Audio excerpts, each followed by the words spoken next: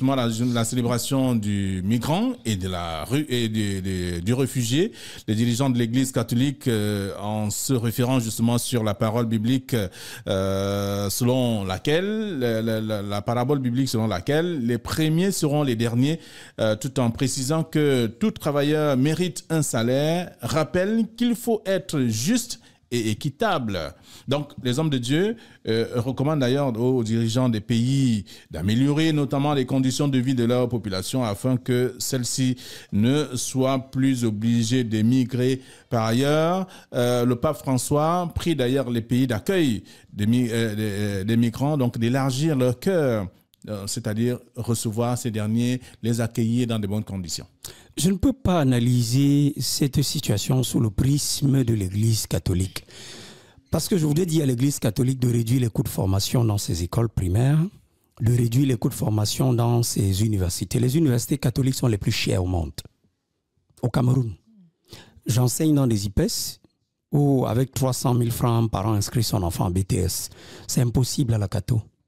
C'est impossible dans les internats catholiques. Ça, il faut déjà le dire. Et je pense que l'Église n'est pas, et quand je dis l'Église, je parle de l'Église de façon générale pour ne pas faire une fixation sur les catholiques. Vous savez que c'est un monde dans lequel on se radicalise assez vite. La religion, de façon globale, n'a pas joué son rôle dans la société et ne nous a pas emmenés véritablement un exemple, un modèle, un prototype de solidarité.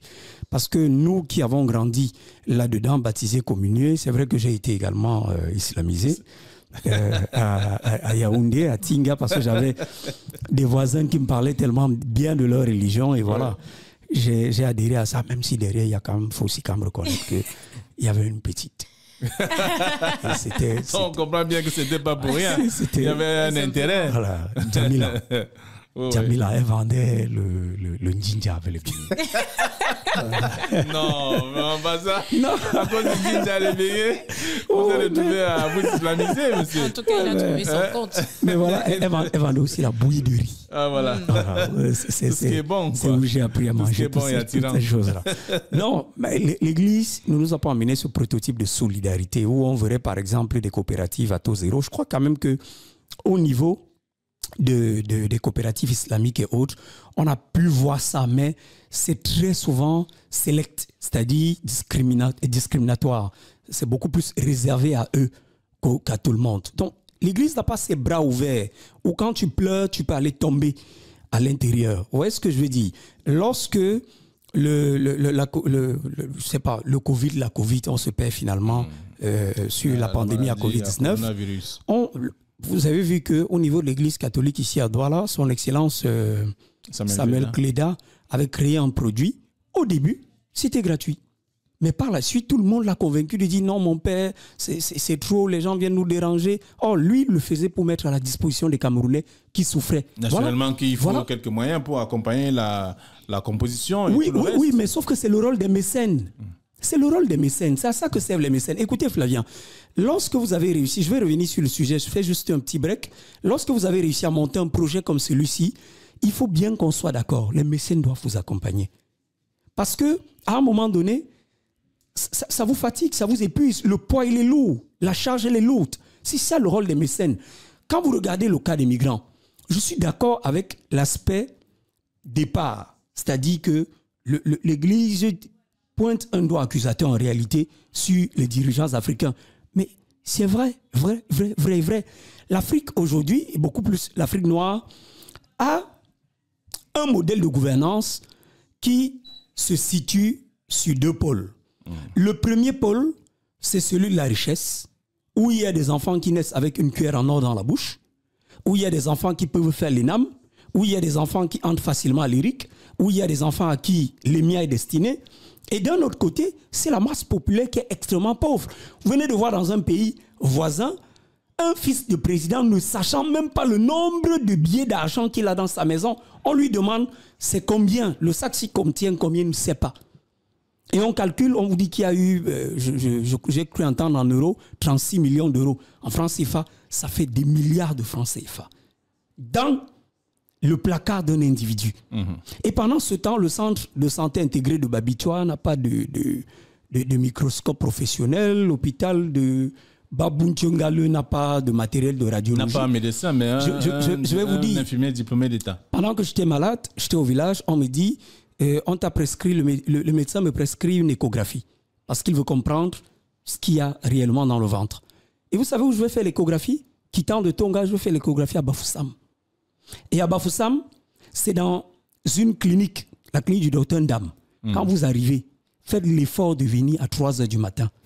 Parce que si 4 h vous trouvent en route, c'est fini. Oui. On vous recevra là-bas vers 14 h, 15 h. Prévoyez, et vous ne pouvez pas manger parce qu'on vous dit, pour faire une bonne échographie, restez à jeûne. Donc, vous vous retrouvez dans une région où il n'y a que 2 ou 3 centres capables de faire de la radiologie, du scanner, de l'échographie. Et donc, les masses populaires font comment? Parce que c'est beaucoup plus facile aujourd'hui de dire, j'ai entendu, et à l'heure où je vous parle, même dans ma famille, j'ai 2 jeunes. Un qui est en Turquie, qui veut traverser pour la Grèce, et un autre qui est en Tunisie, qui a déjà tapé poteau 3 fois.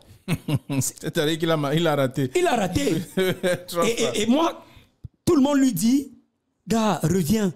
Et l'autre jour, ma compagne me disait, bon, écoute, tu vois, vraiment, j'avais déjà dit que ces gars-là sont des paresseux. Ils peuvent imiter ton modèle. Personne ne peut copier mon modèle.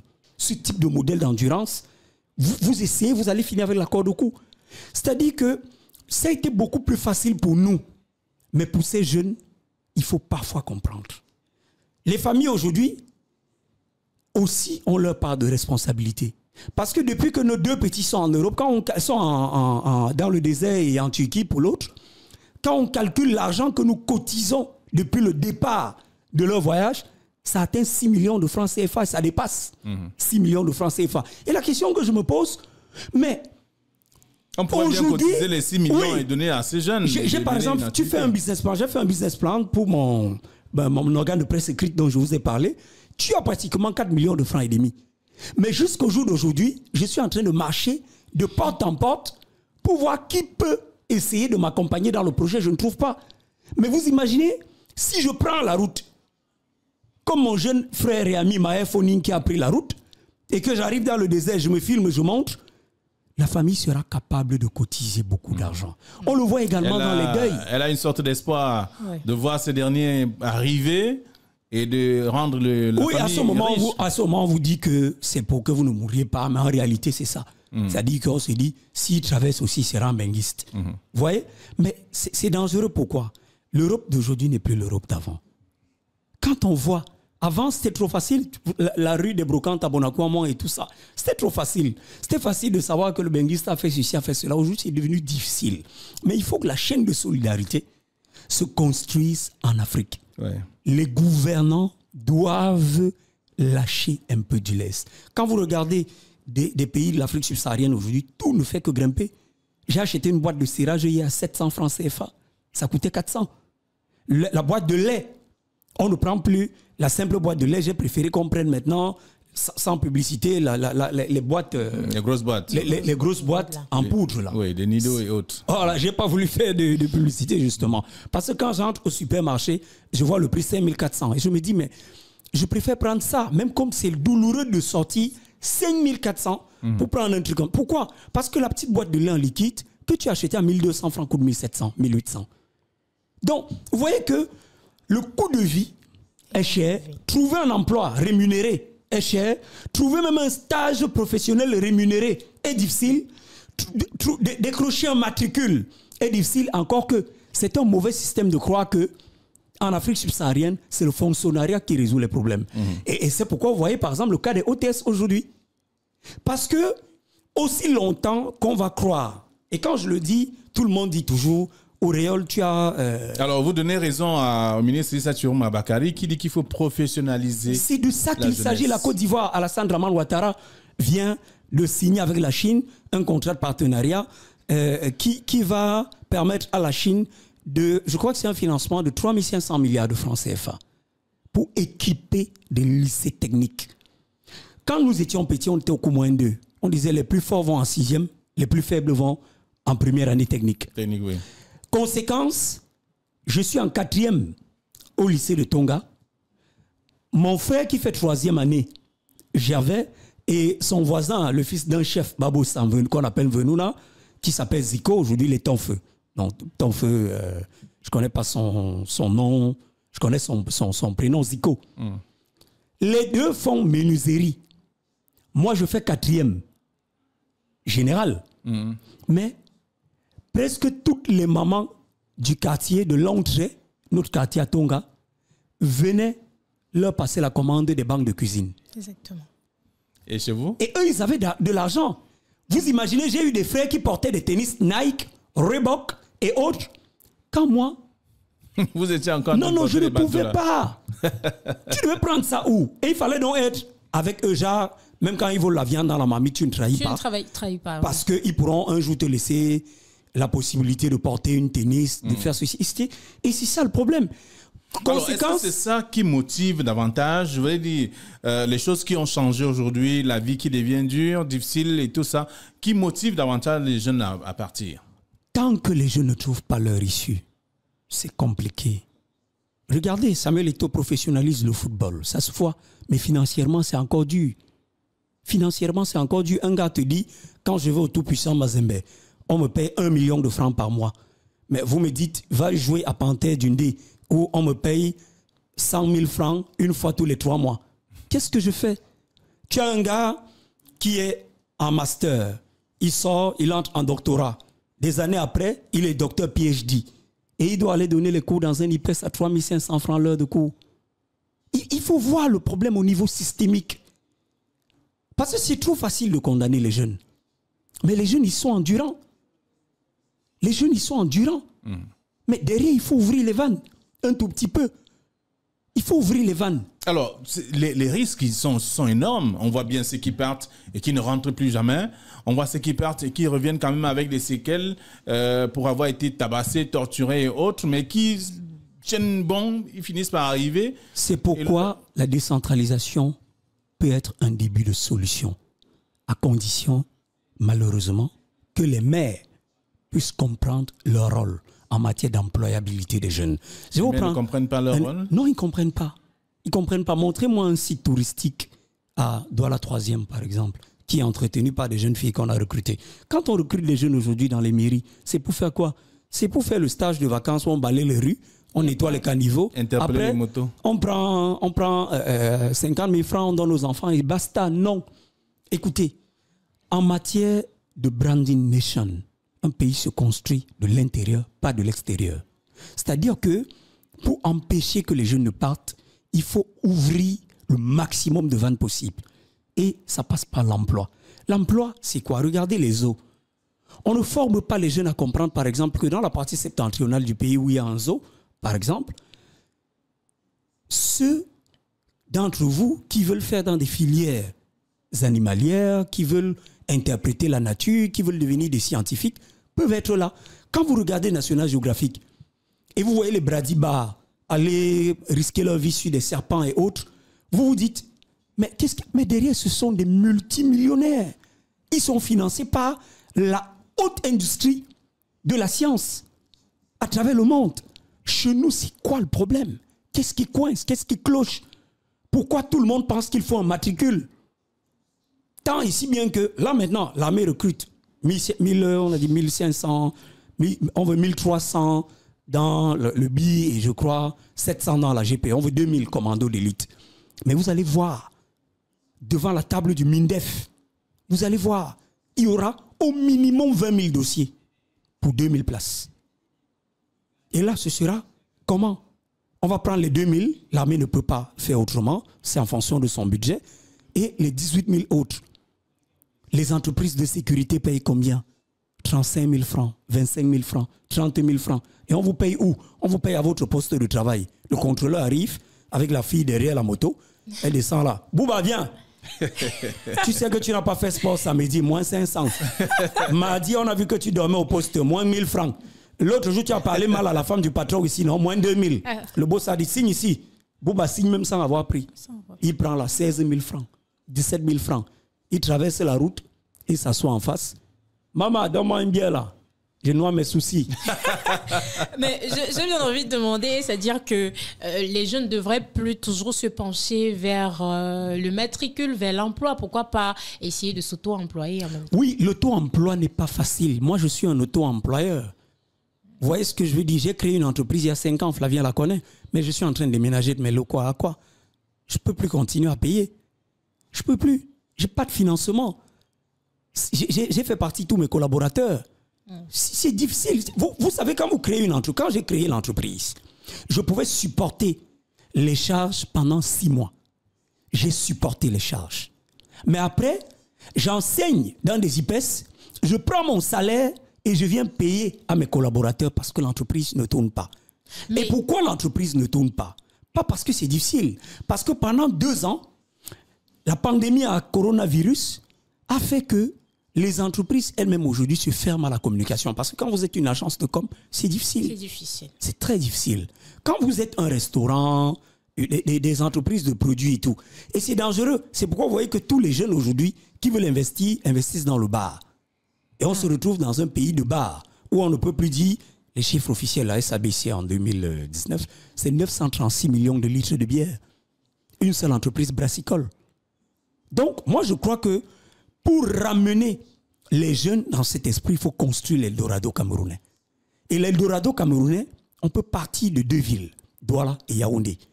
Douala aujourd'hui a-t-elle la physionomie d'une ville? Non. Je suis parti de Harry ce matin pour ici. Je suis sorti à temps de la maison. Mais 7h15 m'a trouvé entre Entréby et La Chelle. Un embouteillage monstrueux. Les motos ont tout bloqué. Les motos prennent dans tous les sens. Sur le trottoir, sens interdit. Les motos prennent partout. On ne peut pas faire un pays avec des motos. Non, non, non et non. Dans les centres urbains, ce sont les taxis et les motos rentrent dans des quartiers. Il faut en construire. Et ça dénote d'une vision. Mais tant que vous n'offrez pas ça aux gens, qu'est-ce qu'ils font? Ils partent. Et maintenant, regardez un problème. Dans la zone rurale, quand vous voulez un technicien pour vous faire un montage électrique, vous prenez un gars là-bas qu'on appelle l'attré, au risque que votre maison brûle dans 2 ou 3 ans. Quand vous voulez un staff dans votre maison au village, vous faites quoi? Vous êtes obligé de venir en ville prendre des techniciens et voyager avec eux pour aller les installer au village. C'est extrêmement compliqué.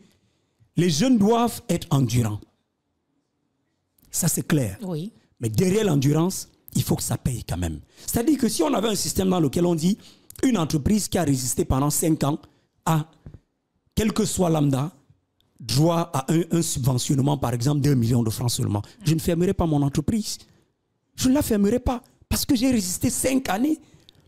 Mais quand tu pars à la Banque camerounaise des PME et que la Banque camerounaise des PME te demande, comme dans les microfinances ordinaires, sans venir voir ton entreprise, sans venir regarder le business model que tu as mis sur pied, sans travailler avec toi, te demande de venir avec au moins 2 fonctionnaires pour t'avaliser, au moins, ils disent quoi là? Il y a beaucoup d'autres petits trucs. Le titre foncier, la garantie, c'est ça que je cherchais.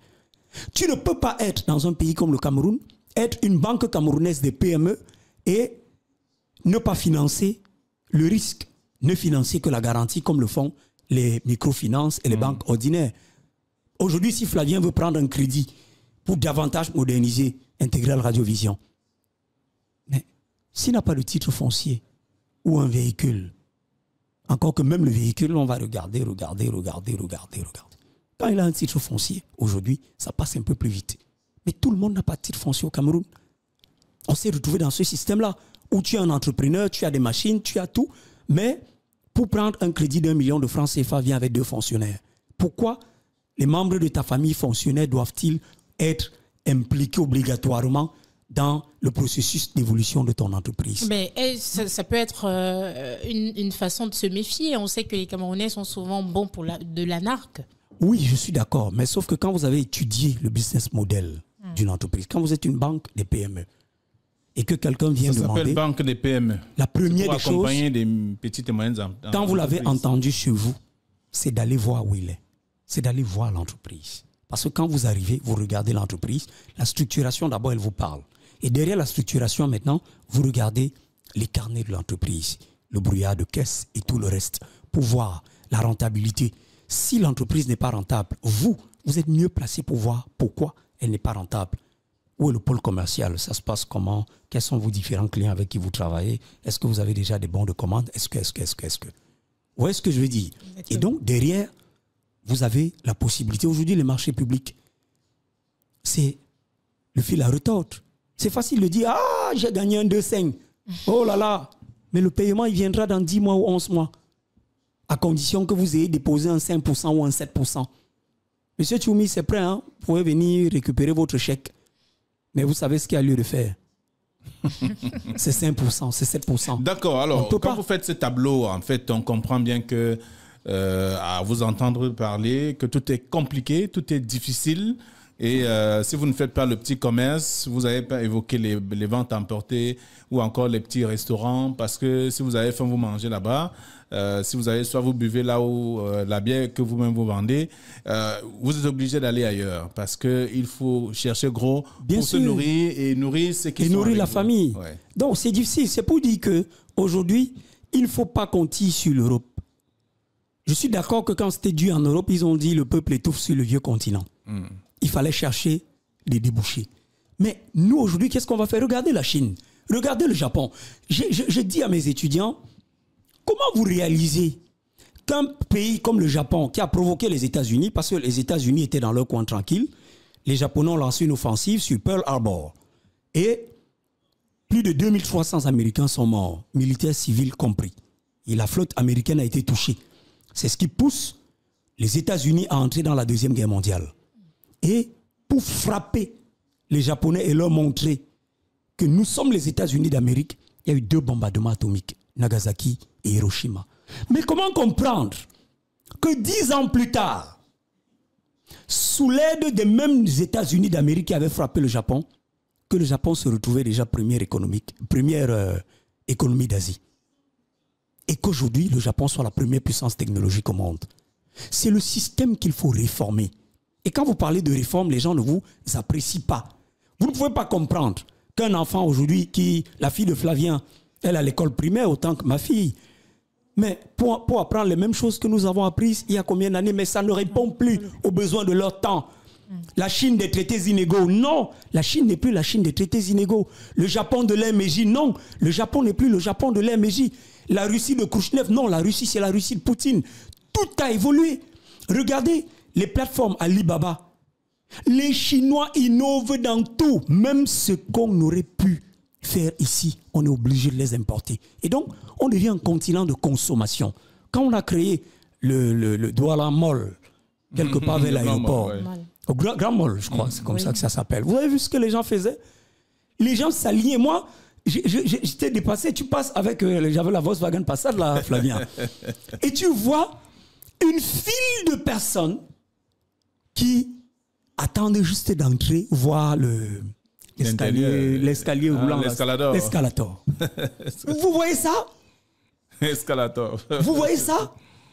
Et ça prouve à quel point nous avons accusé un immense retard.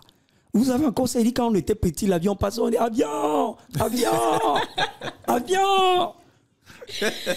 On grandit à 40 ans, on va entrer quelque part, on filme les gens qui tombent sur un escalator que les gens ont dans leur continent depuis plus de 100 ans. Donc, chez nous, il faut construire, il faut réformer. Il faut que les vieux, les parents, comprennent que ce n'est pas mauvais de changer de paradigme. Le Nigeria vient d'inaugurer un métro TGV qui permet quoi? Qui permet que les gens qui travaillent à 350, 400, 500 km du centre-ville puissent venir travailler. Tout le monde à Douala, par exemple, ne peut pas être bailleur. Je serais content de vivre à Babichoua. Je sors le matin, je démarre ma voiture, je gare à Baranté, j'entre dans le train, 1h30 après, je suis à Douala, je viens au bureau, je salue mon boss, on dialogue, je fais mon travail la journée. À 16h, je repars, je prends le train, je descends à Baranté, je démarre ma voiture, 30 minutes, je suis à Babichoua. C'est pour ça, il faut penser les réformes. Et tant qu'on ne pense pas les réformes, les jeunes vont toujours... Parce qu'un jeune te dit toujours, oui, Vous dites que c'est dû en Europe aujourd'hui et tout, mais 1 euro égale 650 francs CFA. C'est comme ça que les gars raisonnent. Ça veut dire que si tu as 10 euros, tu as quelque chose. Tu as 6500. Alors, Auriol Tchoubi, notre invité ce matin, intéressant de l'avoir de temps en temps. Oui. Daina. Oui, exactement. Vous vous sentez bien avec lui? Très bien. Très bien. Il apporte les réponses à nos questions, donc on a même pour celui qui reste là jusqu'à... Il devient monologue finalement. Non, il parle seul. Non, pas ça. De toute façon, on va marquer une pause. On va respirer un peu. Auriol, il a besoin de ça aussi. Question de reprendre le souffle parce qu'on va bientôt se séparer.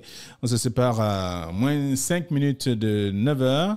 Mais on marque une pause parce qu'on aime bien satisfaire tout le monde. Ceux qui nous écoutent, ceux qui suivent en ce moment, Intégral Radio Vision, c'est ça aussi. Vous donner la bonne humeur, vous permettre d'être d'attaque, souriant, heureux, gai, quel que soit tout ce qui peut arriver. C'est ça, la bonne humeur sur Intégral Radio Vision. C'est l'Afrique qui se réveille en tout cas. L'Afrique, c'est un beau parent.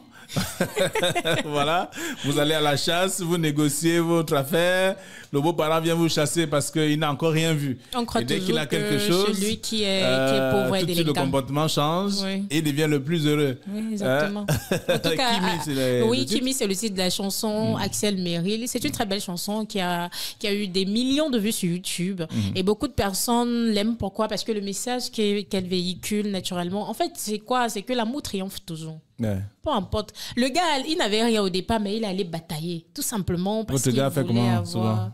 D'autres gars abandonnent. Votre gars? Non, moi, je n'en ai pas encore. J'espère que bientôt, j'en aurai. À quel âge? Je suis jeune, hein? Okay. Je suis très jeune. Okay. Je suis très jeune. Très jeune. J'ai encore le temps. Et il n'est pas romantique de demander l'âge d'une femme. Voilà. Vraiment de Dieu. Okay. J'ai un adjudant-chef de gendarmerie qui m'a déjà coincé chez lui. Il me demande, à la cité de Billes, il me demande ce que je suis venu faire. Je lui dis que je suis le camarade de classe de Sonia. Il dit, vous fréquentez aujourd'hui à Saint-Michel, collège Saint-Michel. Il me dit, mais c'est écrit Saint-Michel ici. Il ferme la porte, il retire son béret, il pose sur la table, il retire l'arme, il pose à côté. Il retire son ceinturon, il met à côté. Et il tire une chaise, il s'assoit devant moi, il me regarde. Je suis debout. Hein. Il me dit qu'il veut que je lui montre les salles de classe. Les salles de classe. Il m'a traumatisé pendant au moins 15 minutes. C'est sa femme qui lui a dit laisse l'enfant la partie. Donc tu étais chez Sonia. Oui. Ta camarade de classe. Bon, c'était pas une camarade. Elle était dans une salle voisine. Moi, je la courtisais. Et elle m'avait jamais dit que non, c'est pas bien de... Non, même si tu dis que ton père est gendarme, ça ne me dérange pas. C'est juste que si tu dis, il n'aime pas les gens à la maison, voilà. Puisque je partais là-bas et je l'avais jamais rencontré. Là, c'était la première fois. Donc, à la maison, sa mère m'aimait bien. En tout cas, vous voulez voir à quel point tu as été courageux. Les mamans sont toujours comme ça. La maman m'aimait bien. Elles embrassent tout le monde. Et je me souviens, un jour plus tard, des années après, je l'ai retrouvé dans un village dans le sud et je me suis présenté à lui. Et il y avait un championnat de vacances, le village de Polycap et Somba.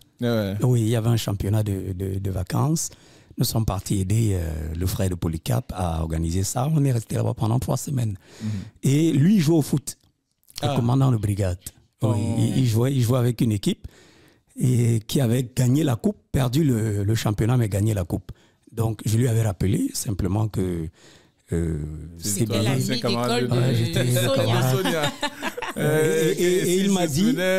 Encore de ce que tu il m'a dit qu'il savait que j'avais menti. Parce que, voilà, qu'il savait que j'avais menti parce qu'en lui disant ça, il a lu dans mon regard que je mentais et que ma façon de parler, il avait déduit que je ne peux pas faire. Elle faisait B. C'était un truc pour les finances, je crois, banque, un truc de ce genre. Voilà. Moi, je faisais A4. Donc, je n'étais pas le camarade. Et lui, immédiatement, il avait découvert ça. D'accord. Auriol Tchoubi avec nous, avec ses petites histoires, en tout cas. Et on comprend bien que c'est pour nous amener à découvrir l'homme qu'il est ou qu'il a été. un autre homme aujourd'hui, journaliste, entrepreneur, enseignant, communicant politique. Il fait tout là. Beaucoup de casquettes. Acteur politique. Oui, mais derrière l'article 2 ne suit pas. C'est ça le souci. C'est ça le souci. Parce que vous voulez empêcher, justement, Flavien parlait tout à l'heure. J'ai beaucoup de confrères qui sont partis et qui vous disent tout le temps, vraiment, Auréole, on a une consoeur, Kate, faut le dire, qui me dit, Tchoumi, on t'a vendu. Tchoumi, c'est quoi? Mon mari m'a dit qu'il est prêt. On fait tes papiers, c'est quoi? Il y a quoi là-bas, Tchoumi? Il dit que la mère, laisse, je teste. Laisse, j'essaye un peu. Ils sont nombreux comme ça, ils te disent, mais voilà, tu as beaucoup de jeunes gars qui sont partis, les Cédric Noufélé qui sont partis. Ça fait mal. Ça fait mal. Nous, on tient pourquoi? Parce qu'on se dit, moi aujourd'hui, je fais communication publique pour le développement. Et je suis un défenseur de l'image de marque pays. Je me dis, non, non, non et non. Il faut faire comme Flavien a fait. Il faut batailler, bêcher, creuser, fouiller, lancer un projet, quitte à ce que ça échoue au bout de quelques années. Parce que si tous les jeunes décident de partir, qui va travailler pour le pays? La fille de Flavien n'a même pas 5 ans, 6 ans, 7 ans, 8 ans. S'il part au Canada, qu'est-ce qu'elle deviendra? Oui, tu vas là avec elle, mais elle va aller grandir dans un moule qui n'est plus le Cameroun. Elle sera toujours pensive, ses camarades qu'elle a laissés, l'amour de sa maîtresse, son école, sa façon de vivre au Cameroun. Tu vas aller dans un pays où maintenant, tu es obligé de t'adapter à nouveau, de recommencer à zéro. Moi, j'ai 40 ans. On ne dit bonjour à personne. Ou on dit bonjour à personne, oui. Ou à tout moment, même un policier peut t'interpeller juste parce que tu es noir. Ou parce qu'à tout moment, je voyais la vidéo d'une jeune fille qui dit, avec son petit enfant, elle partait accompagner l'enfant à l'école et quelqu'un a garé une voiture. Il a dit, sale nègre, rentrez chez vous. Et elle a fait la vidéo pour lui dire, elle a commencé à pleurer. Elle dit qu'elle vit là à Nantes depuis 20 ans. Mais 20 ans après, quelqu'un réussit quand même à garer une voiture, baisse la vitre et lui dit, sale nègre, rentrez chez vous. J'ai vu une autre vidéo où une grand-mère crache carrément sur la ménagère qui est noire et la ménagère filmée en cachette, en catimini.